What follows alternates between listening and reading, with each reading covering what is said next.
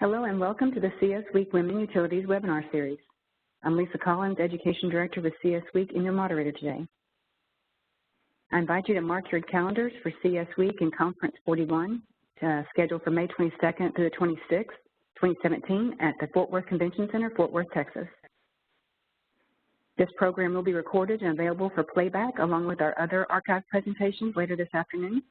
You will find it by selecting Women Utilities under the Webinars menu choice on the csweek.org homepage. Attendees are encouraged to upload questions to the Q&A panel as they arise. However, we will hold them until the end of the presentation for the Q&A segment. And if you would please ensure that you mark them to or address them to all panelists so that I may be able to see them all to pose them to our presenter today. Today's webinar is Women in Leadership.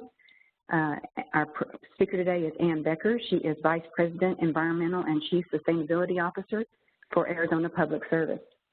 Ann is responsible for environmental policy and strategy for APS, as well as integrating the company's sustainability strategies into core business operations.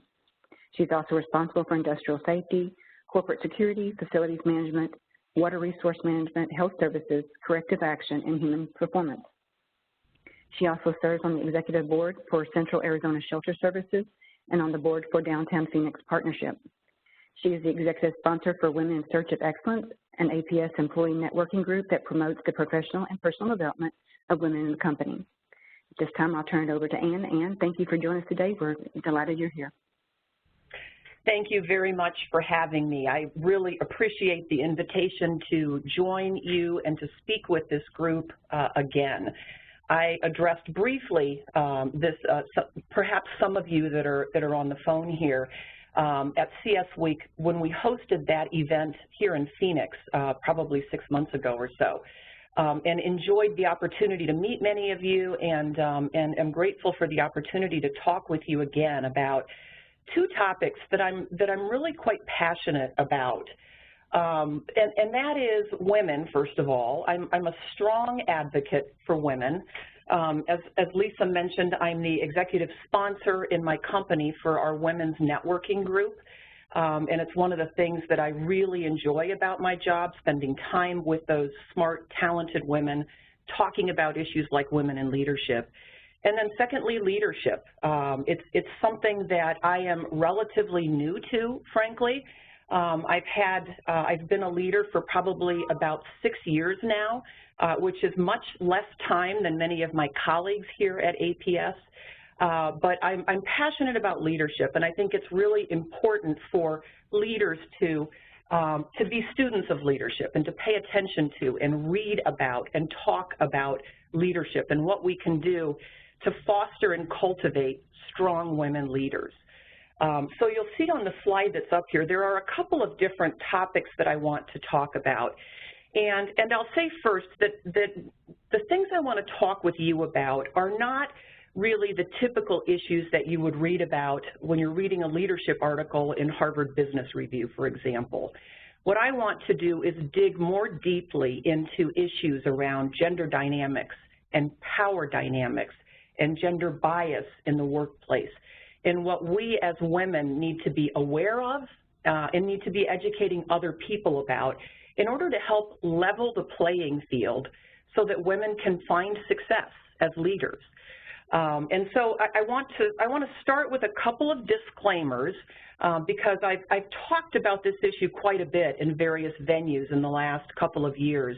And one of the comments that I've heard, one of the common refrains afterwards is that it sounds like I say a whole lot of things that sound like sweeping stereotypes.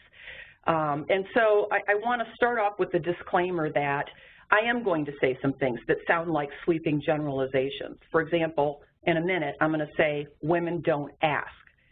And I want all of you to understand that I don't mean that no women ask or that all men do ask. What I do mean is that the information I'm going to share with you is heavily researched, not by me, but by other folks who are at the top of their game in this field, and that there are statistically significant differences between men and women in some of these regards. And so I ask for your tolerance when I say things that you might bristle at. And at the end of the deck, you'll see that I've included a slide that includes some resources if you're interested in doing further research or looking further into some of the information that I'm about to share with you. And I encourage you, as I'm talking, to be thinking about questions you have. Jot them down, if you would, please, and then send them over to CS Week. They will gather them up, and when we're done here, I would be happy to answer any questions that you have. So I want to start with just this, the generic notion of women in leadership and men and women and the differences and the similarities between men and women leaders. So the bottom line is that men and women are more similar than they are different as leaders, but we're perceived very differently. And as we all know, perception is reality. So it's really important to understand what the perceptions are. First, let's talk about the actual differences between men and women leaders. And there aren't that many, as I said. There's just a couple meaningful differences between men and women leaders. The two key differences, first of all, women don't ask. We don't ask for what we want. We don't ask for what we need. We don't ask for raises. We don't ask for promotions. We don't ask for more responsibility. We don't ask for help. We tend not to ask. And that's not true for men. And then secondly, women, and this is no surprise, probably both of these things will resonate with many of you. Women tend to be more democratic as leaders. We are better at building rapport. We're consensus-oriented. We're conciliatory. We're more likely to seek feedback. Women are simply better at the interpersonal aspects of leadership. We're empathetic. We're socially astute. We're good listeners. So those are the things that are actual demonstrated differences between men and women leaders. And as I said, probably none of that is news to you. But the thing that was news to me when I first stumbled on this body of research is that there are significant differences in the social perceptions of men and women. We expect women to act a certain way, and we expect men to act a certain way. And when we veer from those norms, from the expected behaviors, when women in particular step outside of our prescribed gender roles, we're penalized for it. So you may be familiar with this study called the Howard-Heidi study. It's a little bit dated now. I think it was, the study is from the early 2000s, but it's been replicated a number of times since then. And this is a study, Sheryl Sandberg talks about it in her book, Lean In. It's a study that two professors did, and they wrote up a case study about a real-life entrepreneur named Heidi Roizen, and you can look her up. She's a very successful venture capitalist. And they had a group of students read her story, and then they had a second group of students read exactly the same story, but they changed one thing. They changed Heidi's name to Howard. So you've got two groups of students reading exactly the same case study on how this woman became a successful venture capitalist. And then the students were asked to rate each one of them on two things, their accomplishments or their competence, in other words, and then how appealing they would be as a colleague, in other words, their likability. And the good news is, we'll start with the good news, is they were rated about equally competent. Heidi was slightly less so. But the unfortunate news is Howard was rated genuine, humble, kind, positive attributes. And Heidi was rated as power-hungry, self-promoting, and disingenuous. The students, and this is male and female students, were more likely to want to hire, to like on a personal level, and to enjoy working with Howard. And the more aggressively that they perceived Heidi, the less they liked her. So this is really a classic example of what we call the double bind, and I'm sure this is a term that you're familiar with. But I think it's worth talking about, spending a little bit of time talking about, because it's something that I think frustrates a lot of women. It's something that I have gone out of my way in my work environment to educate both men and women about, so that we can try to get beyond this. So the double bind says this. It says that women who are perceived as acting like men, okay, so they're displaying masculine or agentic traits. And agentic is a word I had to look up, but it's a social cognition theory that views people as self-organizing, proactive, self-reflecting, self-regulating, not just reactive organisms that are shaped and influenced by environmental forces or that are impulsive. So women who are perceived as acting like men, essentially, are disliked and disrespected because we're not behaving the way we're supposed to behave. But women who do behave the way we're supposed to behave, women who, who display feminine traits, who are communal, who are nice, frankly, are perceived to be less competent and less capable than those that are less friendly and nice. And these trade-offs don't exist for men. And this double bind really creates ambivalence for women who are thinking about or are in positions of leadership. How do you be successful when if you're good at what you do, they won't like you, and if they like you, they won't think you're good at what you do? It's kind of the Goldilocks syndrome. And it's worse, frankly, than just a straightforward damned if you do, damned if you don't dilemma, because it really requires you to obey two mutually exclusive commands. And anything you do violates the other one. And, you know, this, like I said, this is something that I see regularly in my work environment and in my life. And there are a lot of obvious examples, but one that I would encourage you to do yourself when you've got some time is Google Bernie Sanders and ambition, and you will find some headlines about his ambitious plans to combat climate change, you know, things that kind of have a positive spin. If you Google Donald Trump and ambition, you'll find references to his ambitious deportation plan and his ambitious real estate developments. There's, you know, articles, Trump is proud and ambitious and he strives to excel. And then if you Google Hillary Clinton, you won't have to scroll very far until you start finding references to, you'll find references to things like her ambitious solar energy goal, but you'll also find these smatterings of things like her ruthless ambition and the ambitious monster with daggers for hands and pathological ambition. Those are just sort of classic examples of the double bind. I mean, we've all sat and watched Hillary be judged for talking too loudly, not smiling enough, behaving like, you know, men typically behave. It's the classic double bind. And the thing about it is, it's not just men that assign these attributes and have these expectations about women. It's women too, just as much as men. Women also subscribe to this whole concept of the double bind. And I think it's really, really important that we get cognizant of this, that we be aware of this, that we take the time to educate other people about this. I spend a lot of time with the women in my organization, and I spend a lot of time mentoring young people who are talented and smart and motivated.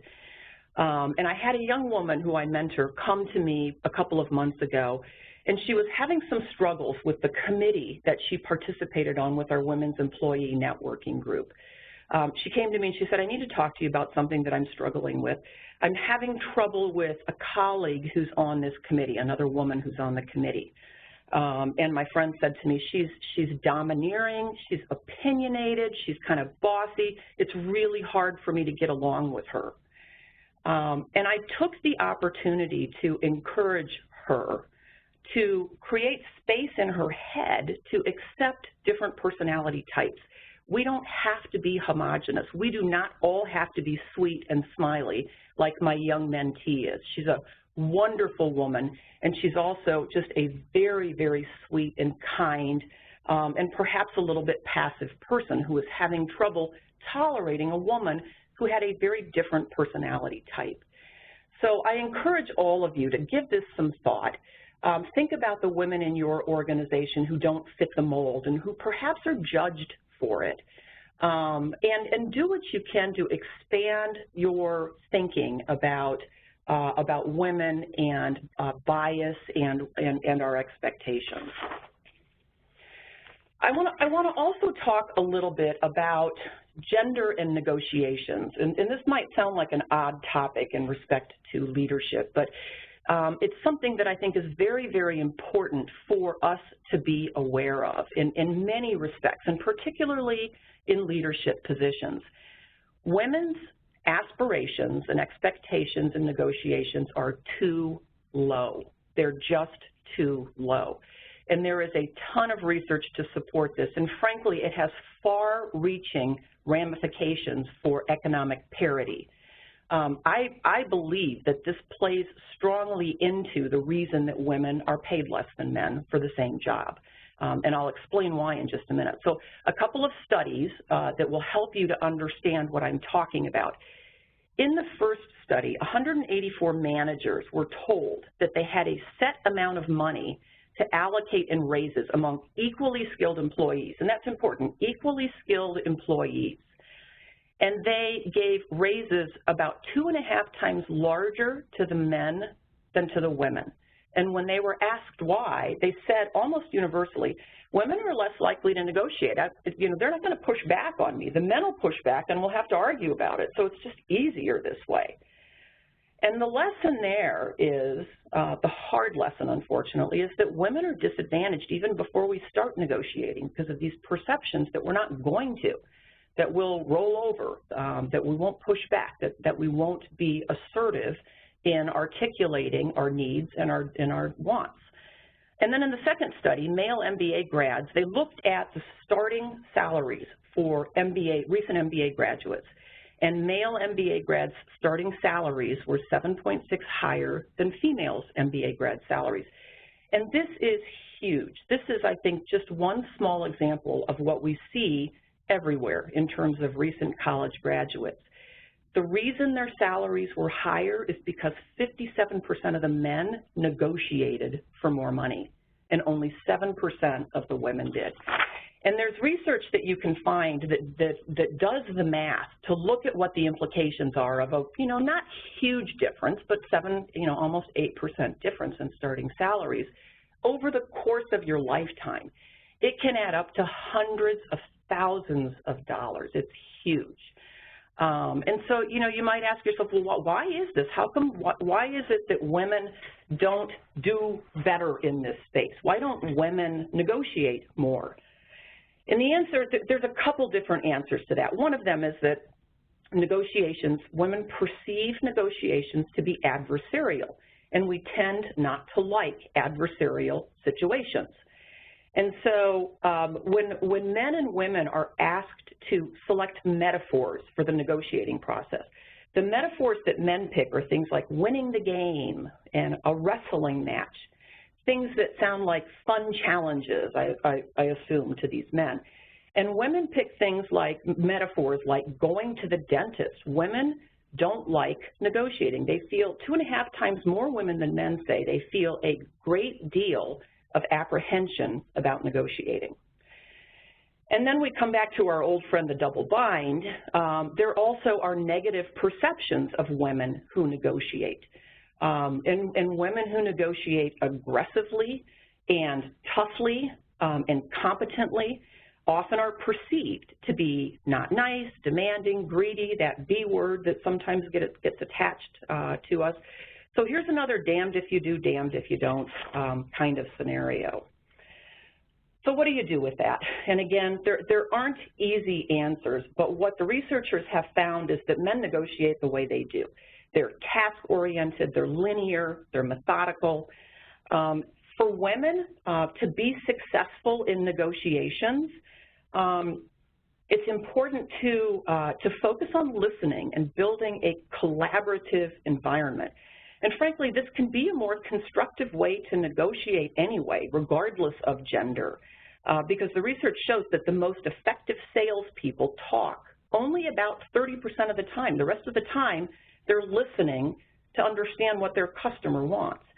And so to the extent that women can frame their negotiating positions as good for the benefit of the organization and spend time listening to the other side and understanding what matters to them, they're more likely to be successful in negotiations.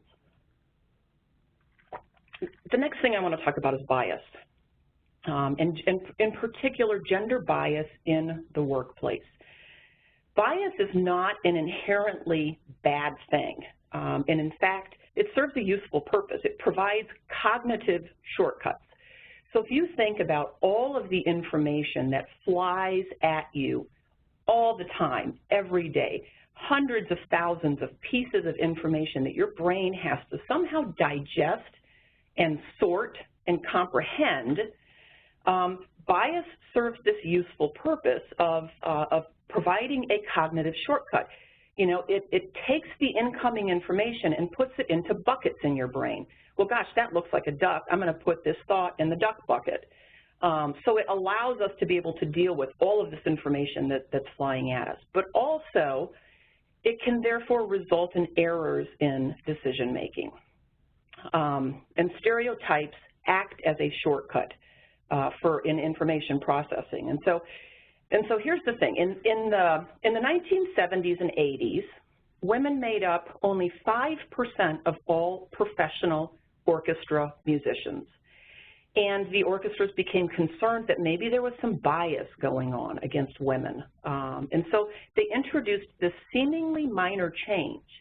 They introduced a blind audition process. And so they put a screen between the musician who was auditioning and the judges who were judging that person. And this simple act of eliminating the potential for bias increased the odds that a woman would make it past the first round of auditions by 50%.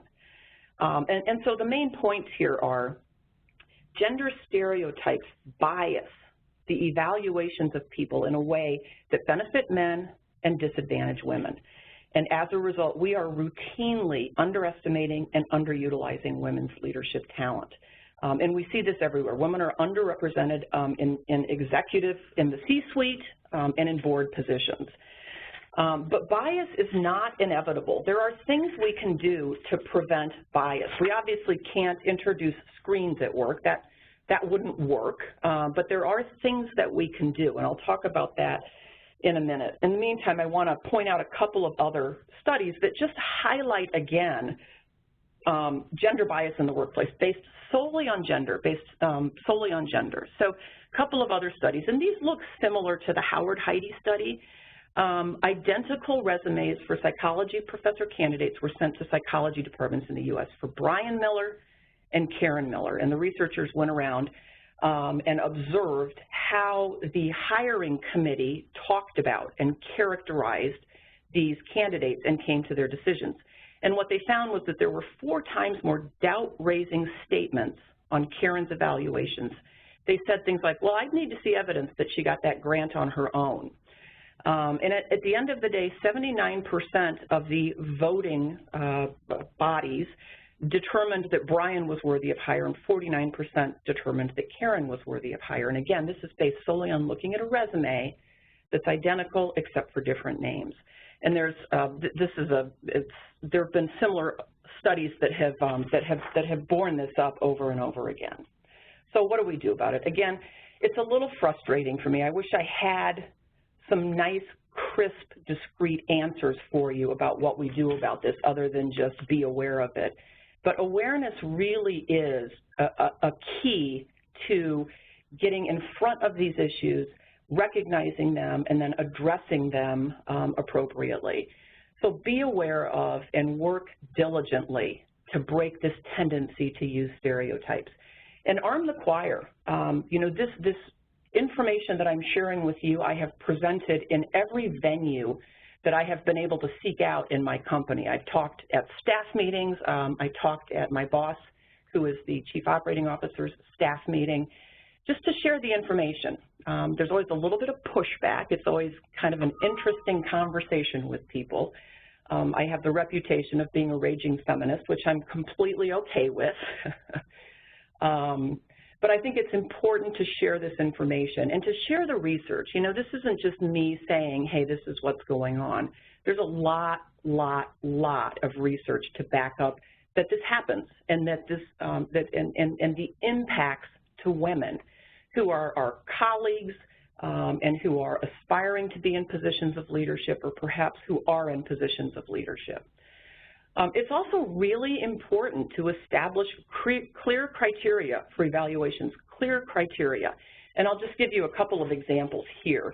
HR always provides to us a list of questions that they want us to ask people, and they're objective And I always thought they were a little silly, frankly.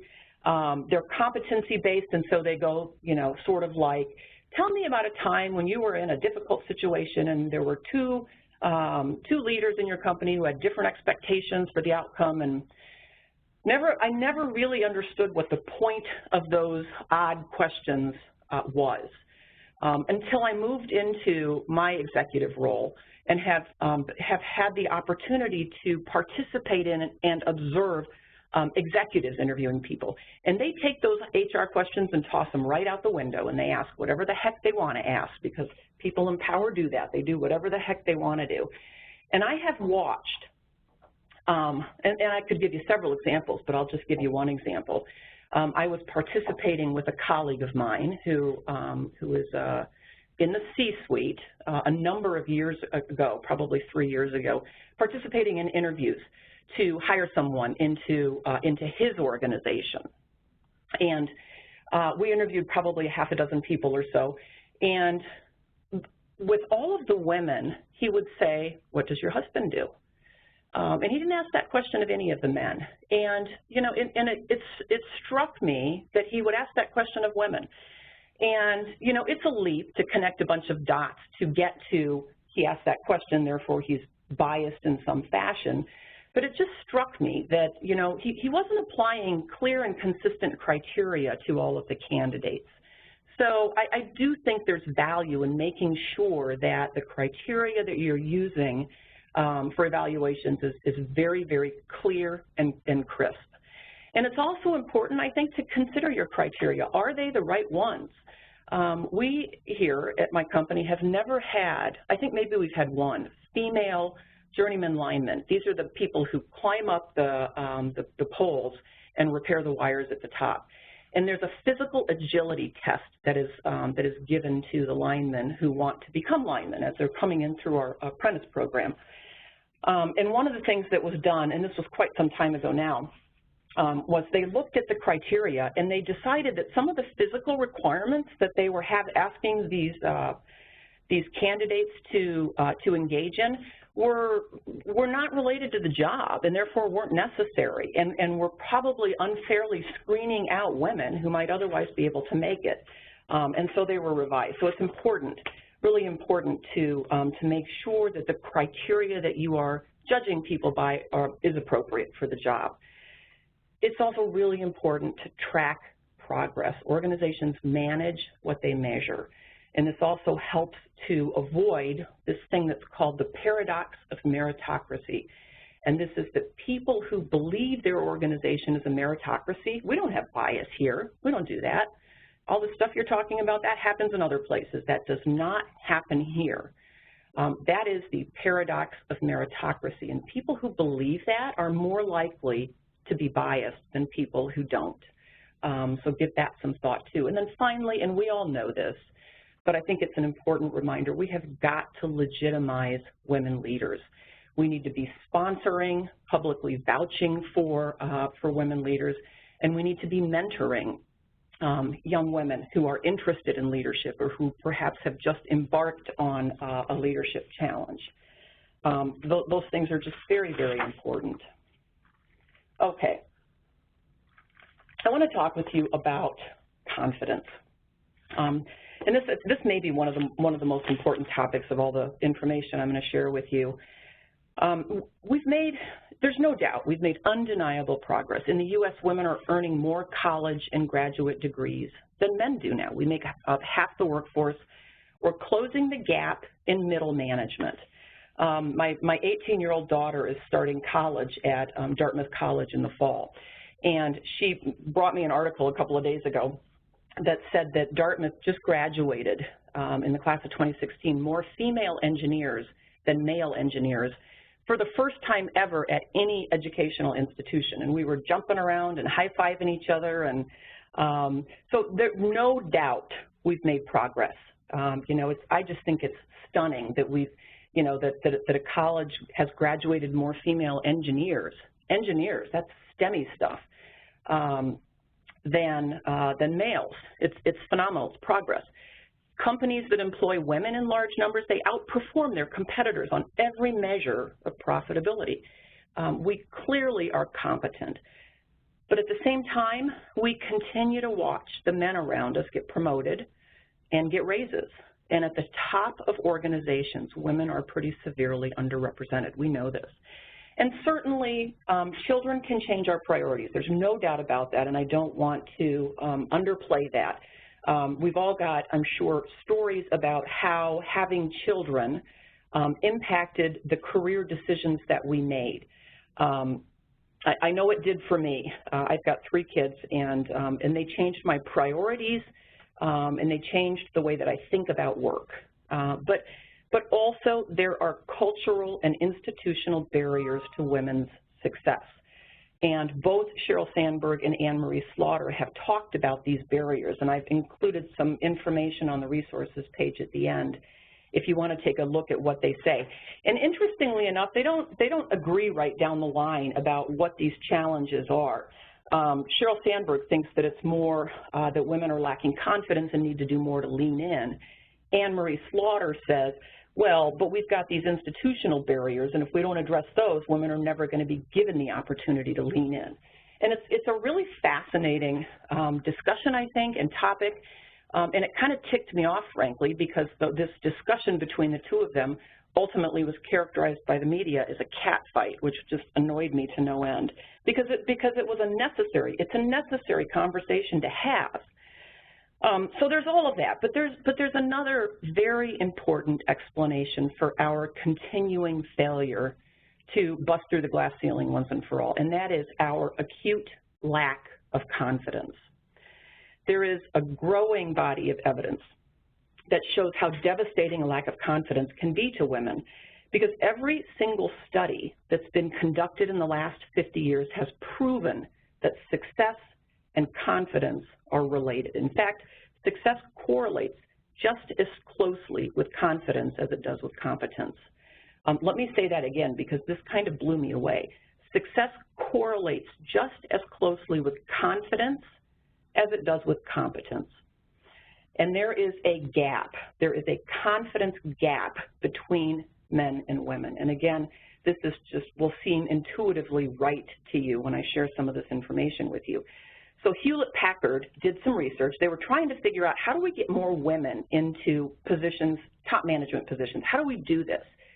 So they went through their personnel records, and they found that the women who were working at Hewlett-Packard applied for a promotion when they met 100% of the skills necessary for the job, 100%. So when you read the job description, yep, I meet that, I meet that, I meet that, 100%. Men, on the other hand, applied if they had only about 60% of the required skills, because they figure, I'll figure it out when I get there, and they did. So, you know, underqualified and underprepared men don't think twice about leaning in, and overqualified and overprepared women do. We only feel confident if we're perfect, if we can check every single box.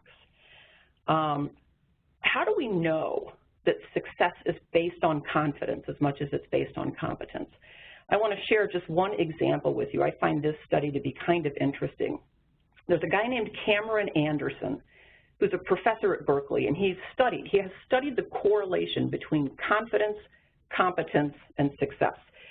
So at the beginning of the semester, he gave his students a history quiz, and he listed a whole bunch of historical events, you know, Gettysburg, Nuremberg. He also included some he made up some stuff and put it on the list. And he asked the students to identify whether they were familiar with these events or not.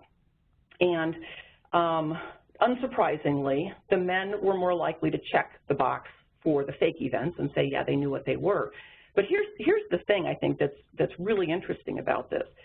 At the end of the semester, so these guys have now spent whatever that is, 3 or 4 months together, getting to know each other in this classroom.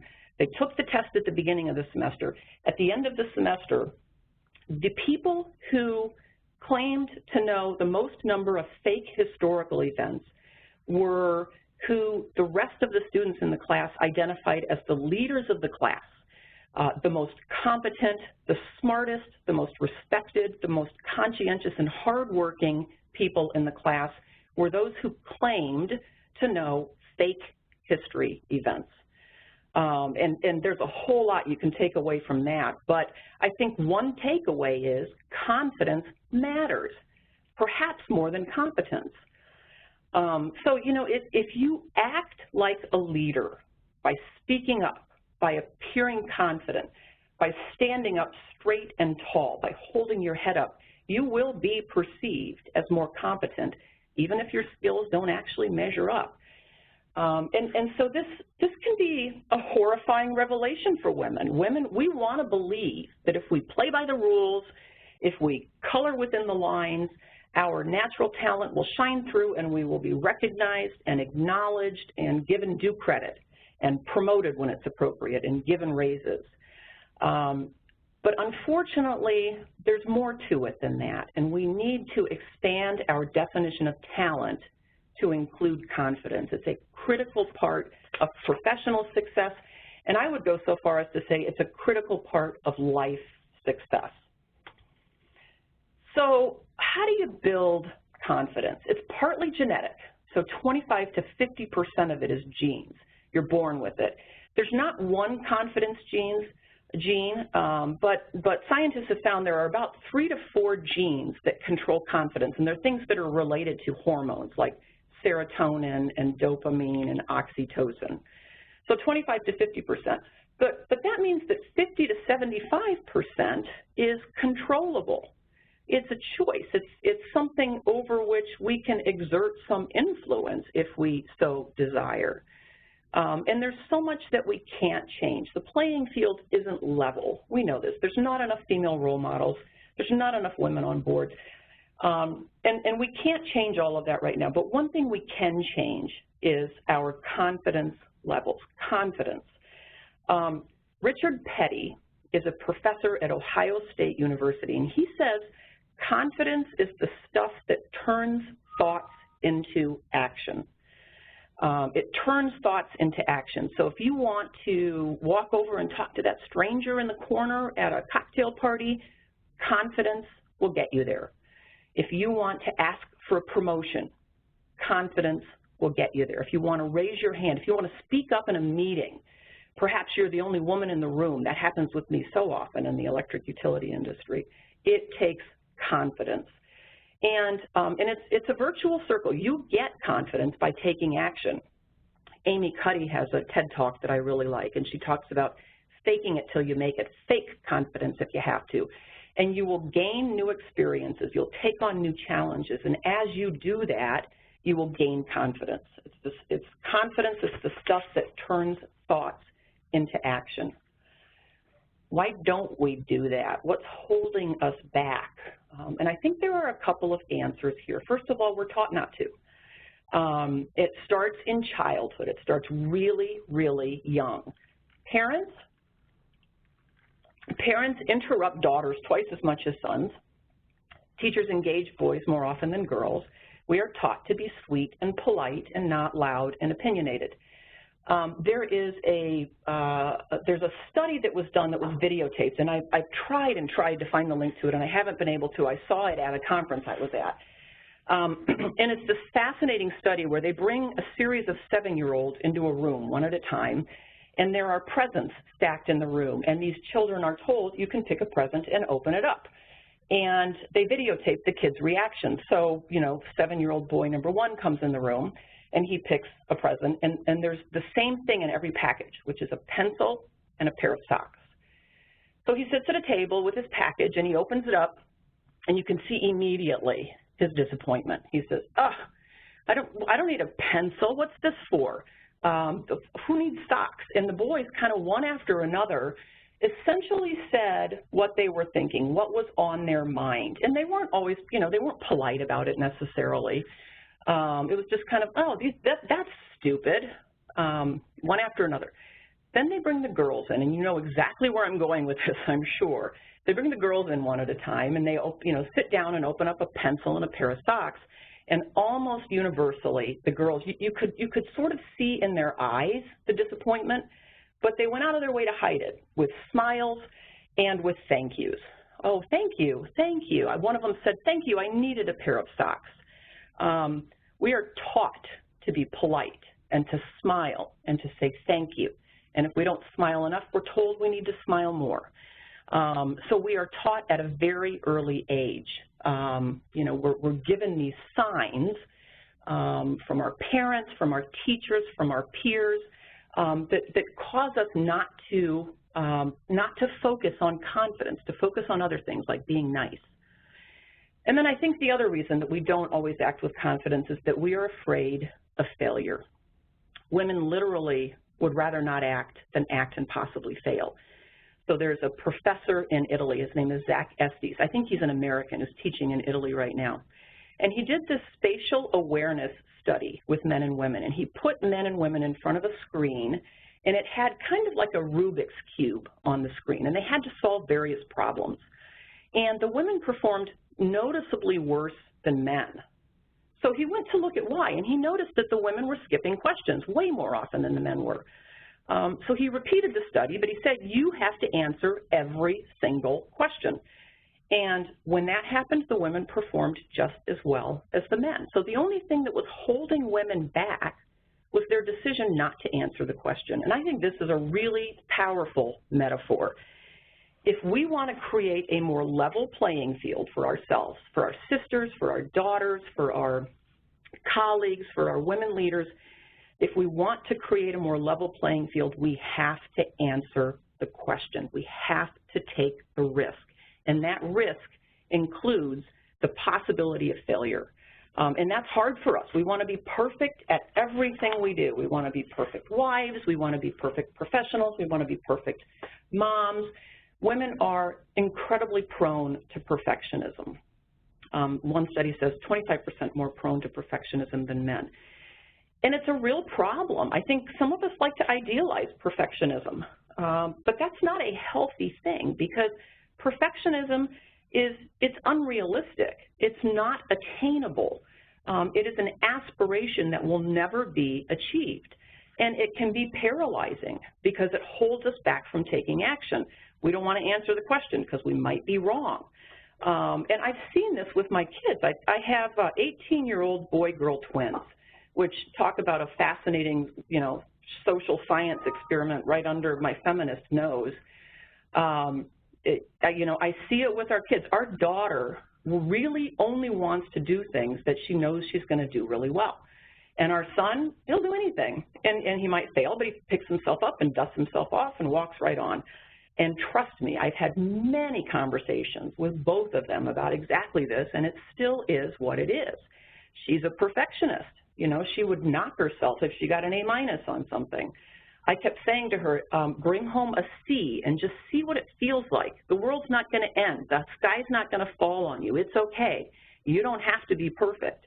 We've got to kick this perfectionist tendency because taking action means taking risks, which means we might fail, and that's okay. So how do we get over this? Well, there's a couple of things I'll share with you. First of all, neurologists are finding that we can literally rewire our brains. And this was really exciting news for me. I just turned 50. And I always figured my brain was on the downhill decline since about my, mid-20s or so. But we still, even into our 70s, can rewire our brains. But it takes practice and it takes commitment. So when you're spinning around in your head and you're paralyzed to act because you're fearful, you're not going to be perfect. You don't want to jump into the conversation because your question might be dumb. People might judge you. You might say the wrong thing. Banish that thought from your head and replace it with several alternative outcomes. And they don't even have to be rational. Just pick a couple of other outcomes. Well, gosh, maybe my question won't be that dumb, or nobody else in the room is going to ask this, so I might as well, or 2 or 3 positive alternatives. And if you do it over and over and over again, it will change the way you think, and it will help give you confidence and help eliminate some of that paralysis. Another thing to do is just consciously practice winging it, and this is so hard. It's so hard for me. Submit something before you've proofread it, 40 times. Typically, if you're going to proofread something 80 times, proofread it much less than that, and then just send it in. Don't make your bed. That's one I struggle with. Every once in a while I get up and I think to myself, I'm going to go to work and I'm not going to make my bed. and I have a little bit of OCD around making my bed. And it drives me nuts, but I force myself to do it. I'll confess that sometimes I come home from work and make it because it's been bugging me all day that I know my bed at home isn't made. So, you know, we all have these perfectionist tendencies.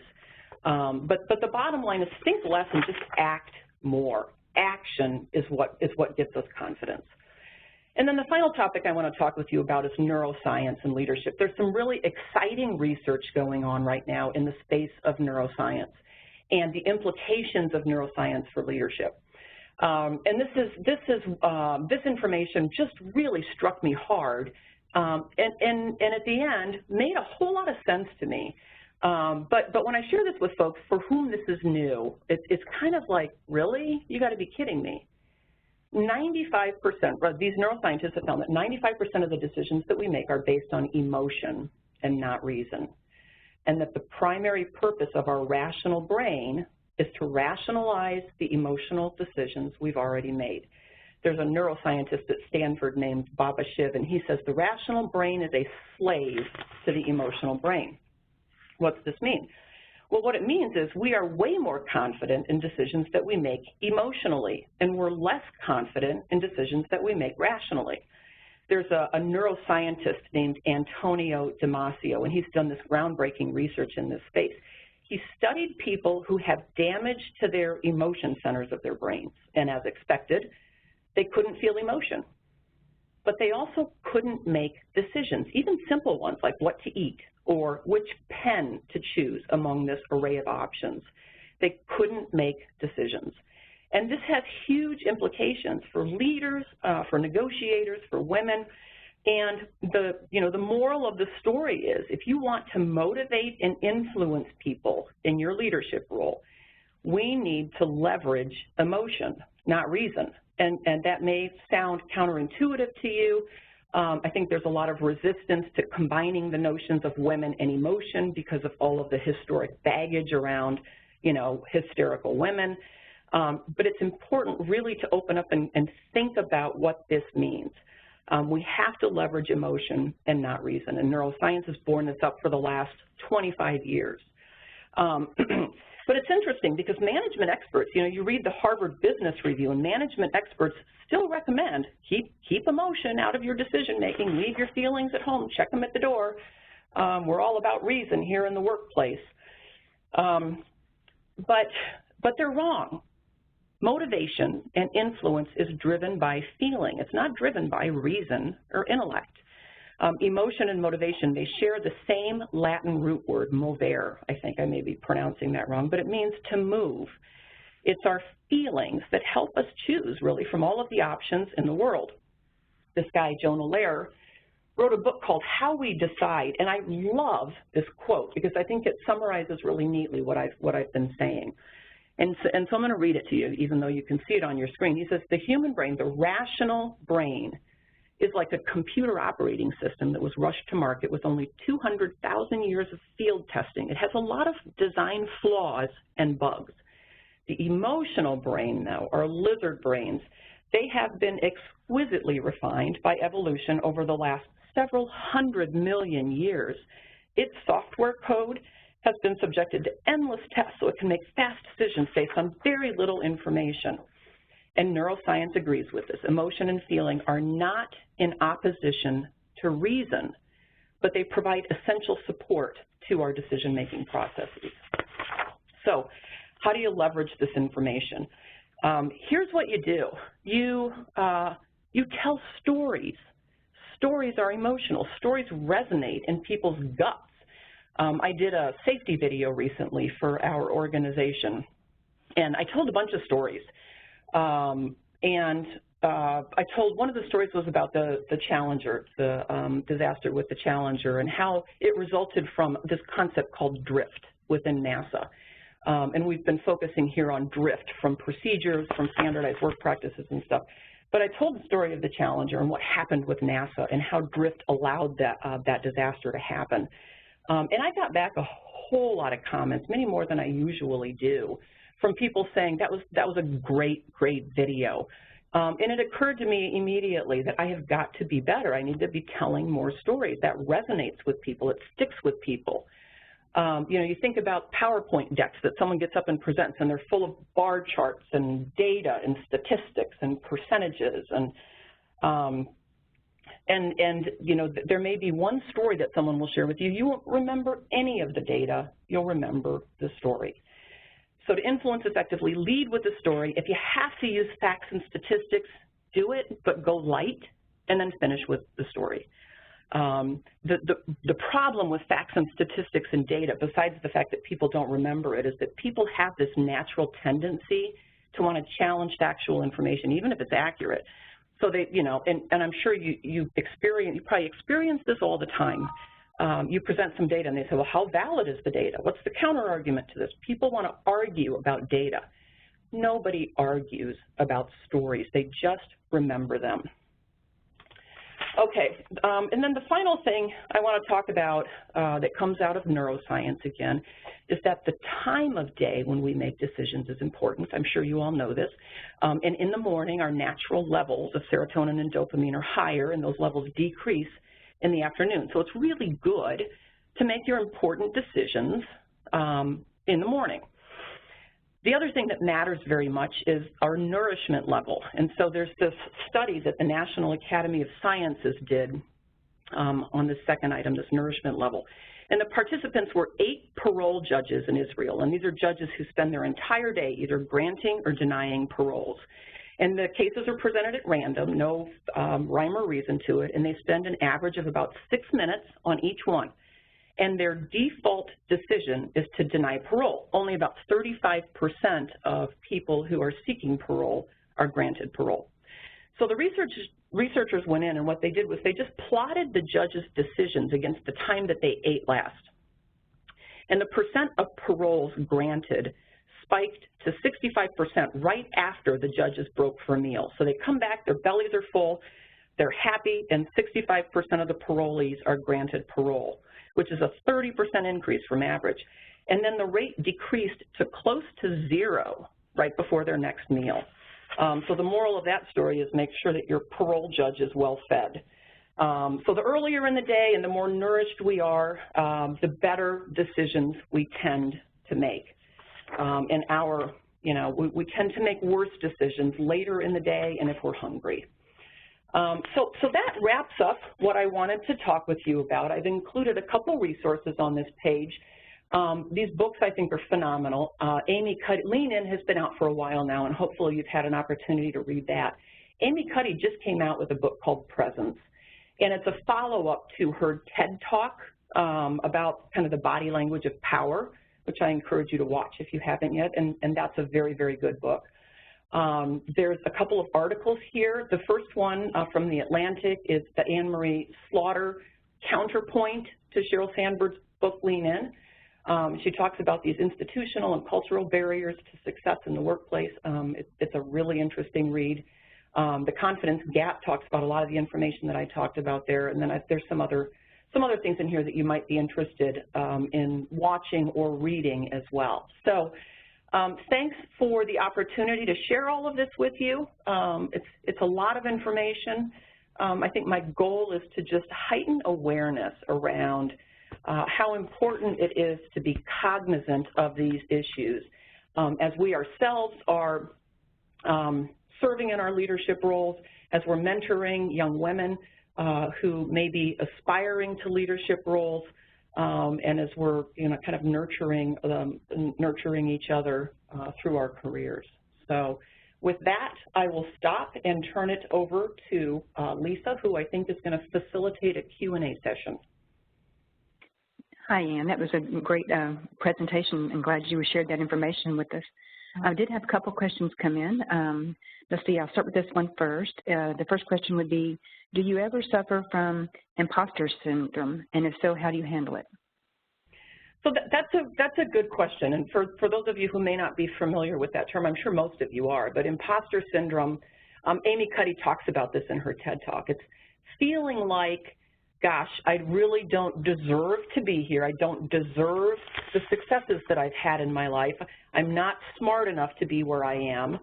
And pretty soon someone's going to figure out that I'm a fake and that I don't know very much and that I'm dumb.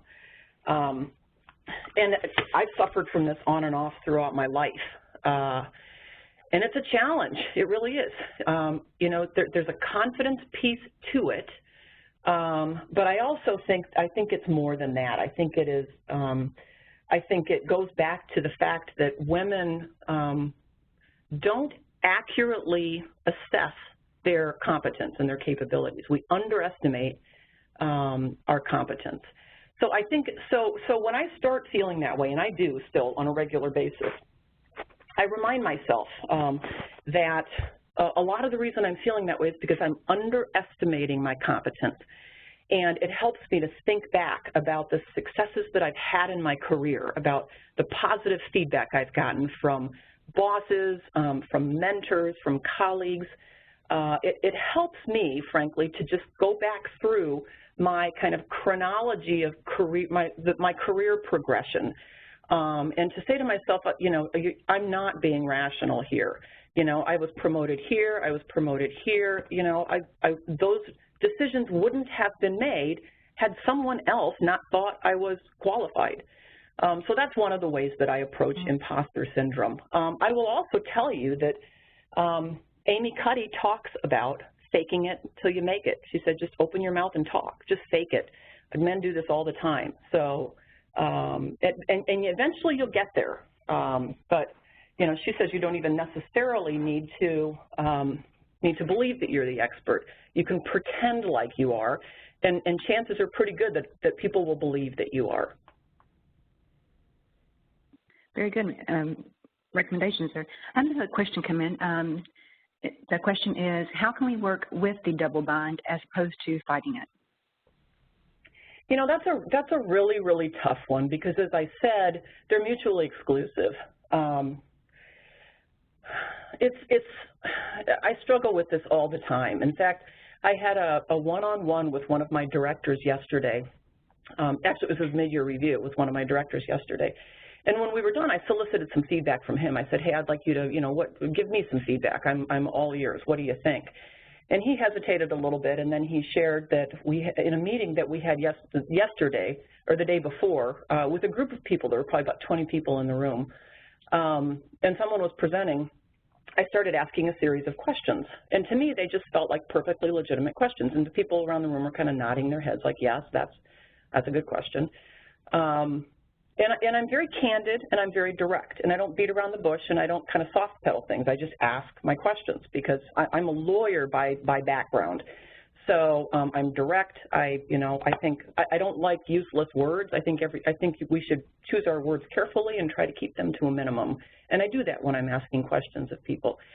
And he shared with me that this woman who was presenting, who reports to him, my director, felt very intimidated and left the meeting feeling downtrodden because she thought that she thought that my assertiveness or aggressiveness or however you want to characterize it wasn't nice. So there you go, that's the double bind. So I talked with my director. I said, hey, we talked about the double bind actually. It's kind of interesting. I said, I struggle with that. You know, I don't want to be a sickly, sweet, nice person. I want to be a competent person and just get my job done. But I also recognize that if I am that person all the time, 24/7, the one who's candid and direct and doesn't mince words, that there will be some perception problems I will have to deal with. So I try to stay aware of these issues, and I try where I can to soften down a little bit, to ask questions, to provide positive feedback at the same time that I'm being very, very direct. I go out of my way to send notes to people in my organization saying, thanks, great presentation, so that they don't just come away thinking, you know, that I'm a bitch, which frankly I think probably happens on a regular basis.